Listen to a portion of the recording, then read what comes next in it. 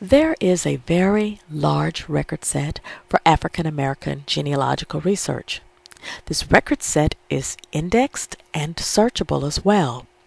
Yet, as large as it is, the records and the history of the people reflected are not widely known. These are records that reflect the history and the lives of the freedmen of the Five Civilized Tribes of Oklahoma. The freedmen were at one time those Africans who were held in bondage and who lived in Indian Territory from the years of the Trail of Tears in the 1830s till Oklahoma statehood in 1907 and beyond. Many who descend from the freed men and women of these tribes are still in the process of discovering much of this history themselves. From a genealogical perspective, it is a gold mine. Over 14,000 files pertaining to African Americans can be found among a set of records known as Dawes cards. Another 14,000 are to be found among the Dawes application packets, for these packets are the companion application jackets to the cards themselves.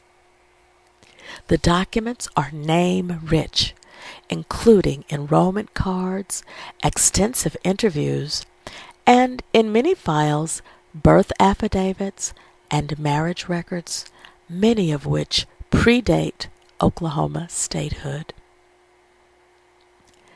It can be said, in fact, that Dawes records are a genealogical gold mine. Many of the enrollment cards contain data about the parents of the enrollees, and for those who were older than 34 years of age when the Dawes enrollment process began, the name of the Indian slaveholder is also found. Also present on many cards is a reference made pointing to the enrollees' names on previous tribal rolls. Slavery as an institution is not taught as having occurred in Indian Territory, and in fact, most historical maps that reflect America's peculiar institution of human slavery curiously omit Indian Territory. It is little wonder, then, why so many know so little about this unique and amazing history. However, the genealogical records that reflect this history are rich with data, and with a bit of energy, there are amazing stories to be unlocked by the tenacious scholar. This is the story of people who were not only enslaved, but who also resisted when they could, and when opportunity finally presented itself, they sought freedom and found it.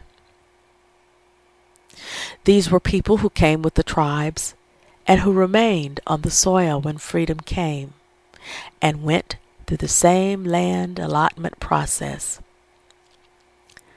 In the post-Civil War years, some were leaders in their tribal communities. Others were held at a distance, and some were neglected. All, however, have wonderfully rich stories to tell, and there is an abundance of records for genealogists, historians, and scholars to study. This series will outline the wonderful records that reflect the history of the families who became the Oklahoma freedmen, the slaves that America forgot.